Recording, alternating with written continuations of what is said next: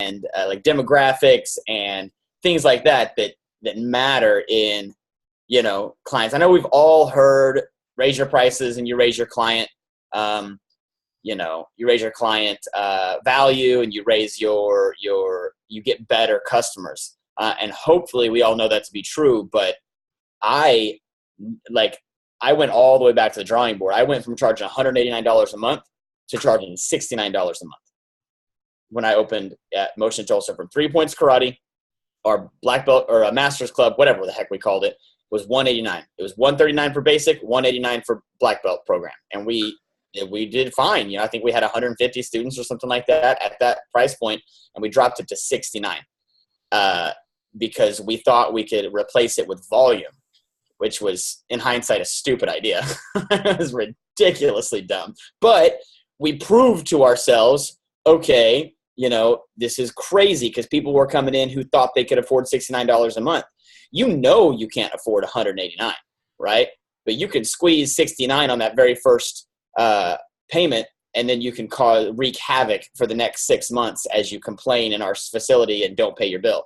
So that's what we experienced. We had all kinds of crazy ghetto fools running around causing havoc. It was nuts. And it's a tragic thing that we have, like, lower SEC families don't often get served the way that higher SEC families do, and it stinks. But we attracted some really crazy people who, it doesn't matter their SEC, it mattered that they were crazy. And that rule holds up not just in karate, but in summer camp as well. What's SEC? Socioeconomic class.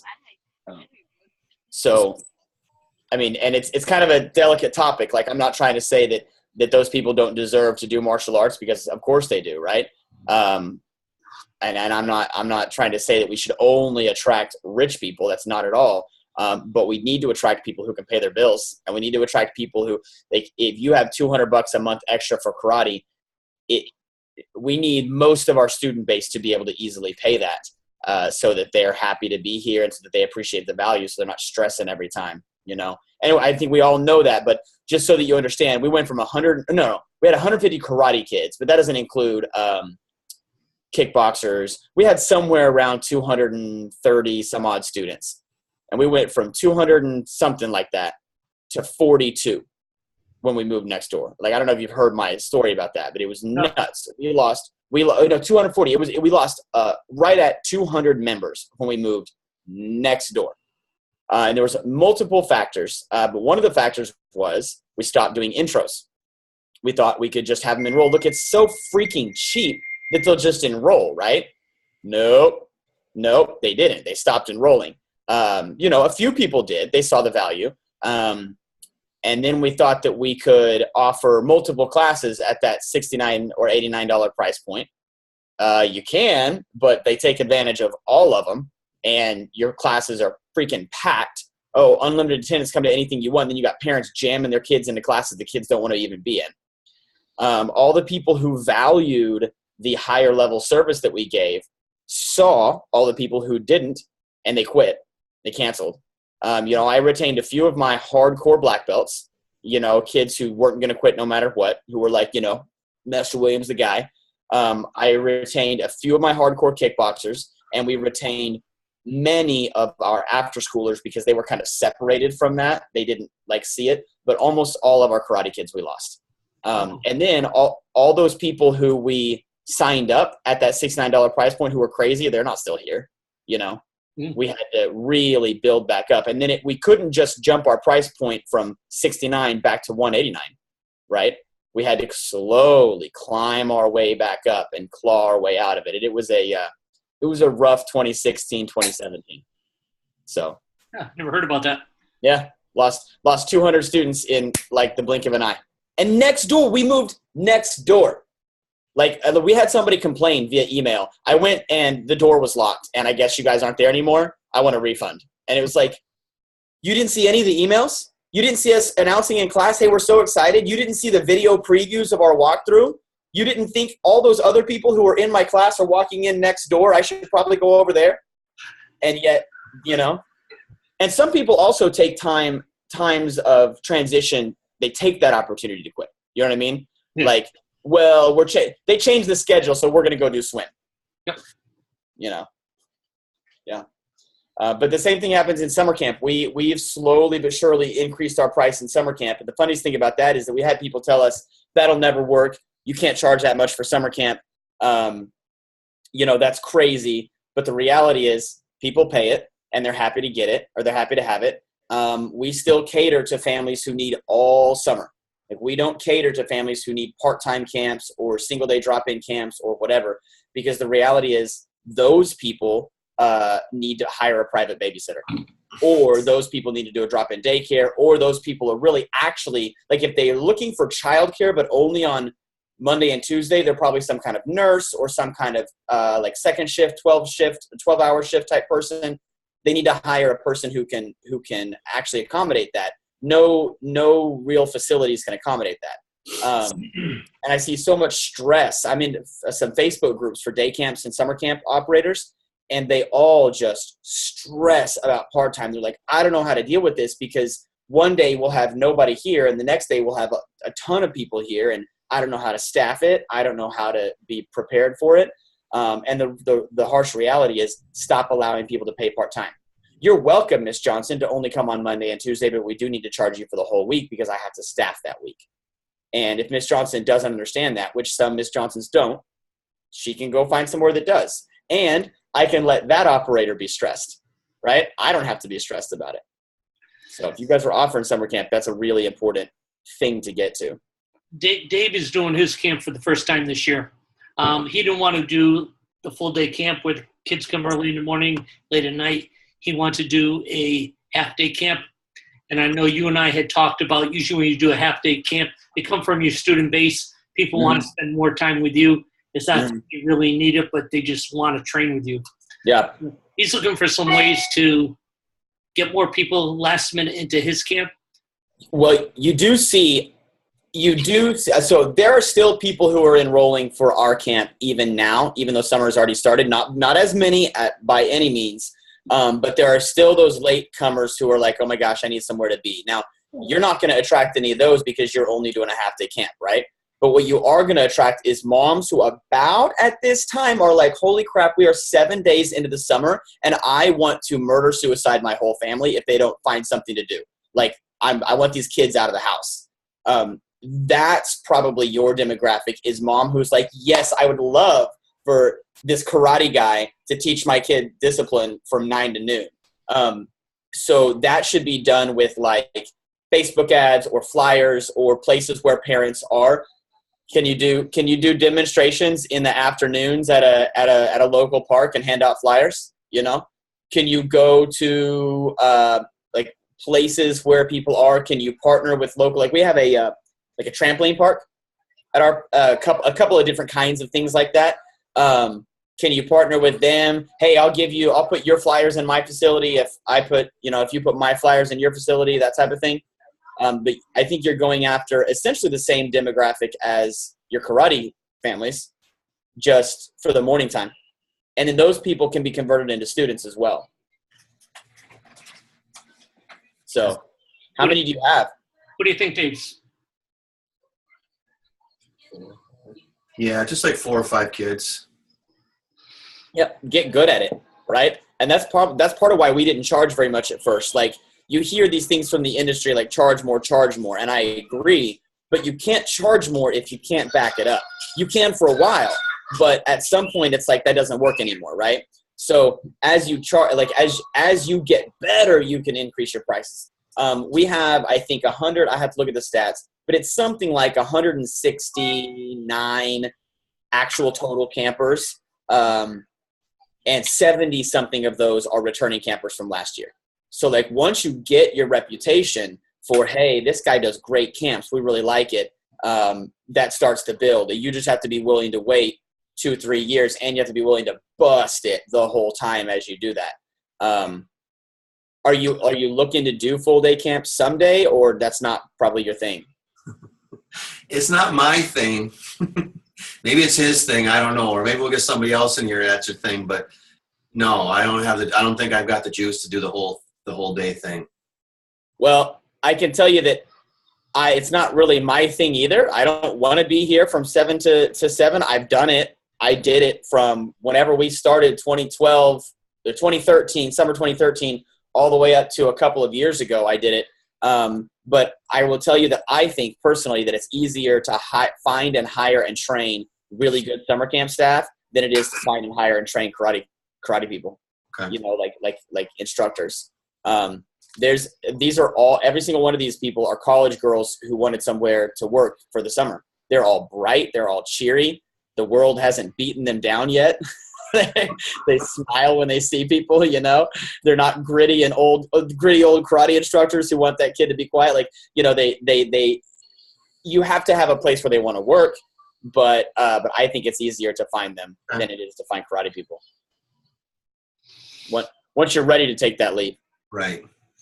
We started at $99 for a week of camp, which is crazy cheap, but we needed to get good at it. And then the next year, and that was our entry level price point that we started pre-enrollment for. Then we went up that year. I think our max was $129. And then, so we start in November of the year before for enrollment, and then we go all the way through. So your super early bird is 1 day only during our holiday sale. Like, you have to enroll at a holiday sale. Our very first time we did that was $99.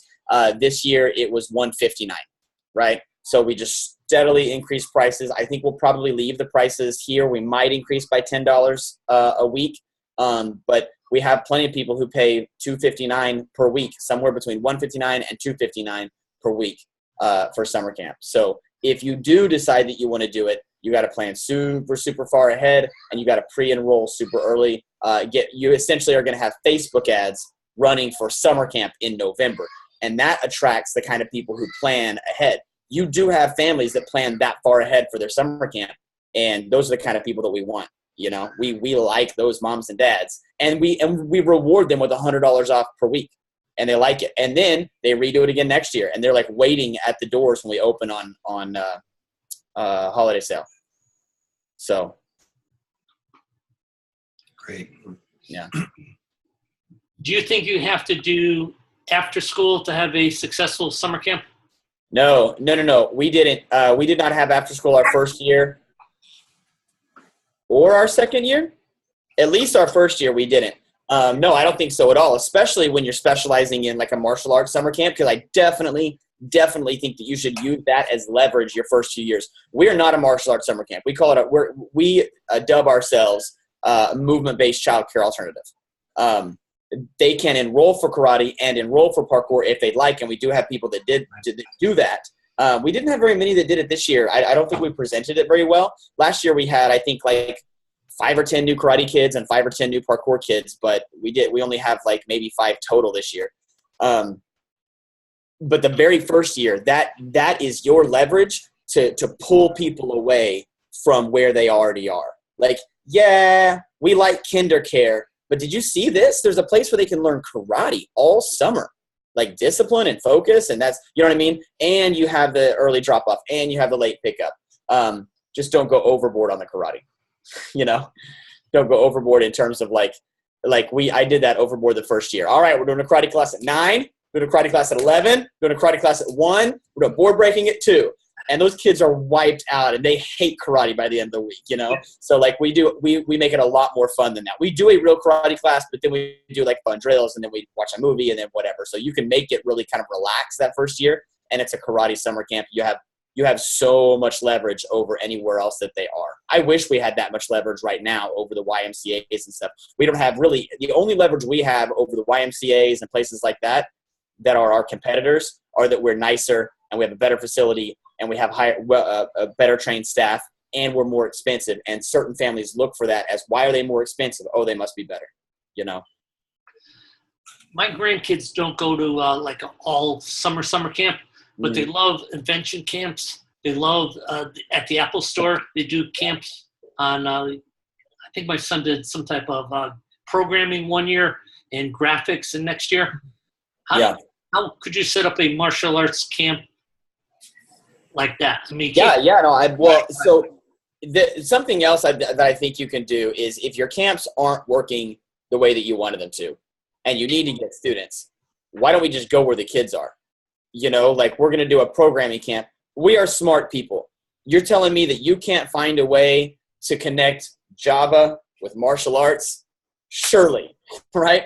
Hey, if you want to be the kind of coder that doesn't have to drink Monster energy drinks 9 hours straight and can actually focus, let's do martial arts, and I'll show you my 5 tips to focus to becoming the best, robot builder out there. And you offer your services free to those camps. You come in and teach them the 5 tips of focus, and everybody breaks the board. And those camps want you to come do it for free. And of course, you invite them to another session, or earn your white belt or break a real board at our studio on Saturday. And that's your, I'll do it for free as long as you allow me to give an ad card to those kids. We did that before we did summer camp. So like, I think you can run them like that. I think you can say, here's this unique camp. But if for some reason it's not working, just go to those camps and get those kids into your facility. I know camps are always looking for other people coming in. When I had my camp in Florida, I would try to get a gymnastic guy or a dance person or someone to come in and pay them $5 per kid to. Yeah, anybody. And if you had I can tell you right now, let's say that my camp, I had no idea what martial arts was, and I was just running a camp. And I had Master Dave say, hey, by the way, did you know that we have a program? Don't say, hey, I'll come interact with your kids for a while. Yeah. Hey, did you know that we have a program specifically for camps that teaches these 5 tenets of martial arts? And we say, or we hear that the counselors even get to kind of use those after we're gone. It's a free program, a community benefit. The only thing that we ask is that you let us invite them back to our studio to do a real martial arts class. Is that something that you would like? I'd be like, yeah, absolutely. Well, I'm kind of a jerk. I'd say, no, you can't do that last thing. But most people would allow you to come for free. I mean, we have my director has about a $500 per week budget for field trips. And that's kind of hard to find guests and field trips for $500 when you've got, 80 kids in the facility. Right. So, yeah. That was key. Most people are trying to beg to get in. Well, if it's like you say we have a special design program for summer camp kids, and so you give them 5 things, plus it's going to address bullying and concentration when they go back to school. Exactly. Like spend this much time, and we're going to do this. Yeah. Well, and you can even, I mean, come on, we're smarter than that too. Like we can even say, rather than you have to let me allow them to come back to the facility, plus we give them a coupon where instead, like we'll show them how to break a rebreakable board, but we can't bring so many boards to your facility. So we want them to break a real board. So we invite them back on a Saturday to our place and they can break a real board courtesy of your camp. We essentially tell them that your camp provided this. Is that something you'd like, Mr. Camp Director?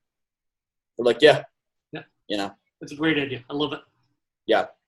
We did it with a place called Day Schools. My first summer that I was here in Tulsa, I was dirt poor and we were trying to hustle. We had tape around the carpet to denote the mat area. We didn't have any mats. We bought mirrors because I knew how to buy mirrors. I knew how to hang mirrors, and that's where I spent my money. But I went – do it? I'd say. Yeah.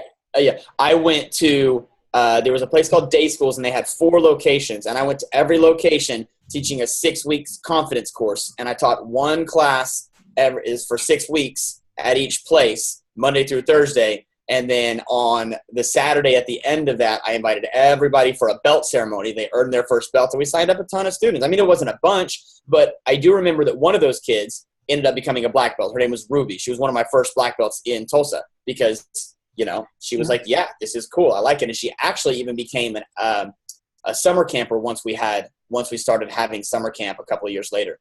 So, reach out, go hustle. If the students won't come to you in the summertime, come to them. Even if you're building goodwill and then they recognize you're Master Dave, and then you are running ads in the fall. And then you know what? We saw Master Dave in the summertime because he came to my kids' robotics camp, which that was cool. And then we saw Master Dave. My kid said he saw Master Dave in his class at a school talk.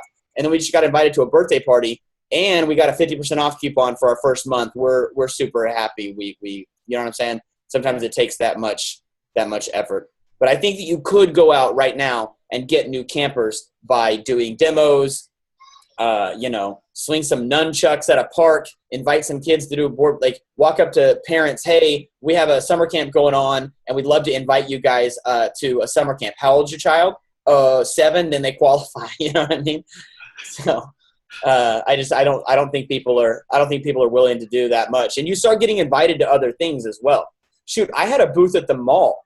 It was Christmas when we moved. It was October, I think, when we moved to Tulsa. And I went and rented a booth at the mall because like a kiosk. And I sold karate for Christmas. That was my first thing that I did when I got to Tulsa.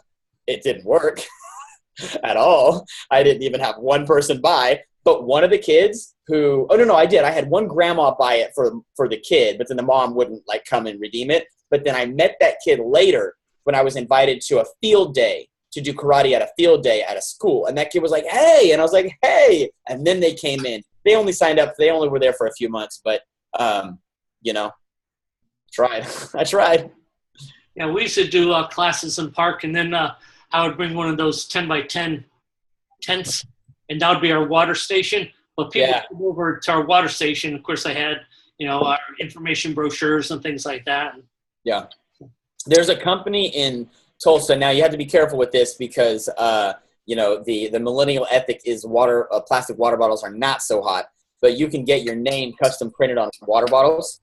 They design it. It's a company in Tulsa. And they ship nationwide. You design it, and they'll ship you like a quarter pallet, a half pallet, a full pallet, whatever, of water bottles with Master Days Martial Arts right on them. And that's pretty cool. That would be a fun thing to give away when it's super, super hot.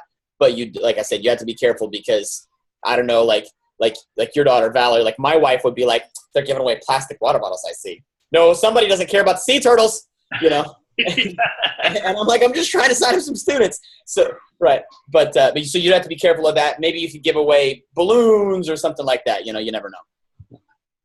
We used to buy the small water bottles at Costco. I'd take all the labels off, and I used to print them and taped.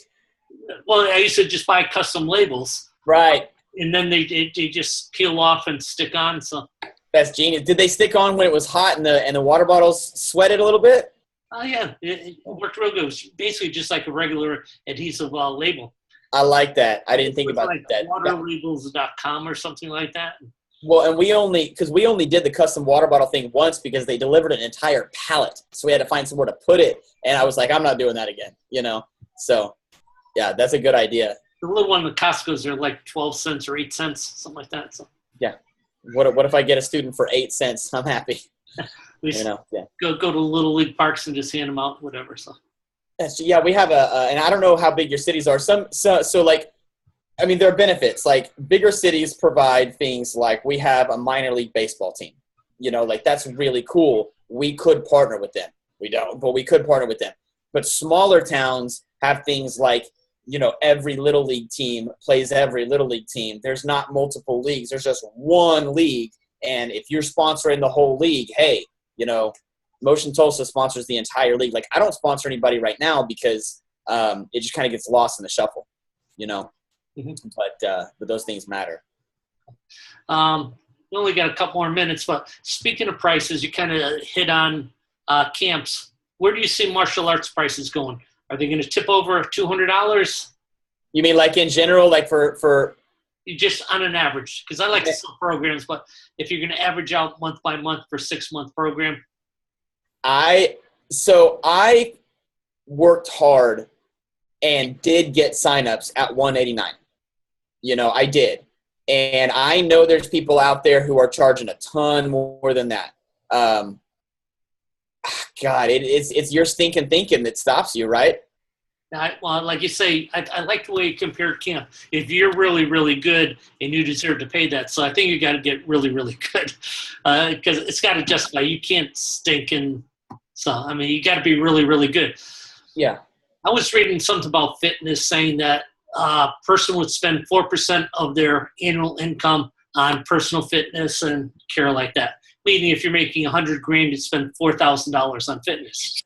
So, a lot of that could go towards martial arts. So, yeah, I don't think so. I think martial arts studios have a problem when they try to convince people who are interested in fitness that martial arts is a way to be fit for two reasons. First of all, I don't think they believe it. Or they don't want it. They think it's weird. And I don't think they do it very well.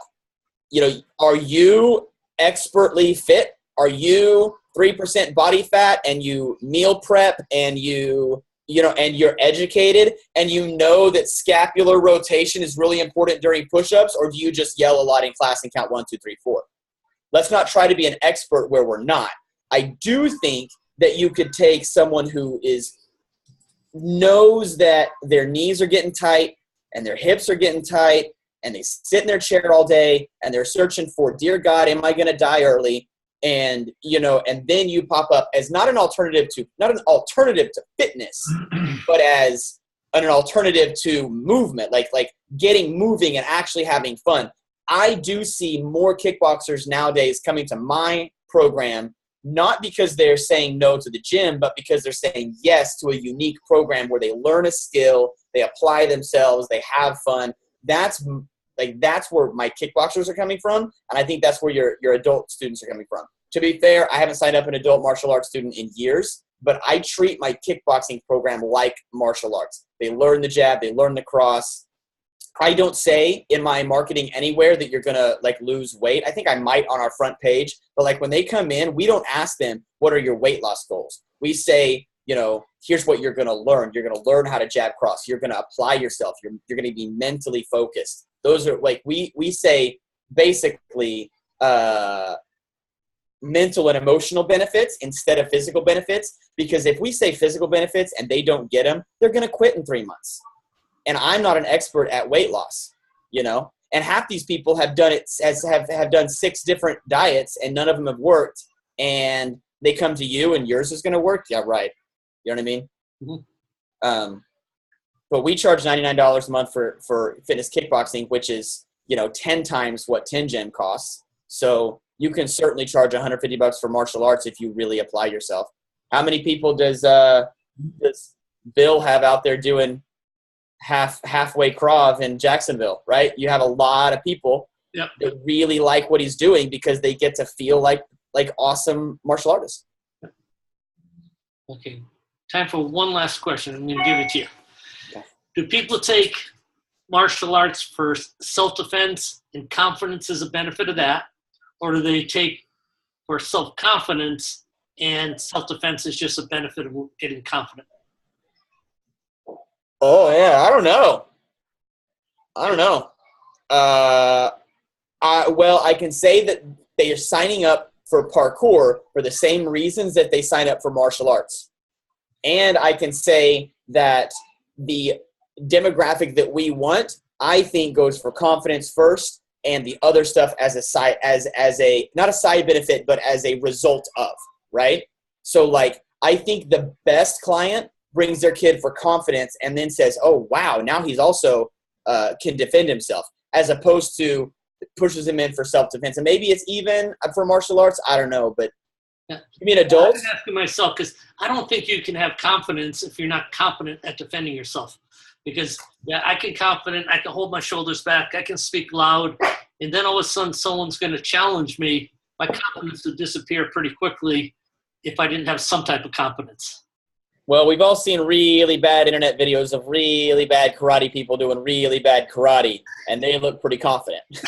So, but they don't know what they don't know. It's the Dunning-Kruger, right? So, I don't know. That's a good one. You should post that in the Rainmaker group and make people vote. All right. Very cool. I'll come up with some good thing. All right, guys. As always, awesome, sir. Thank you very much. All right. See you later, guys.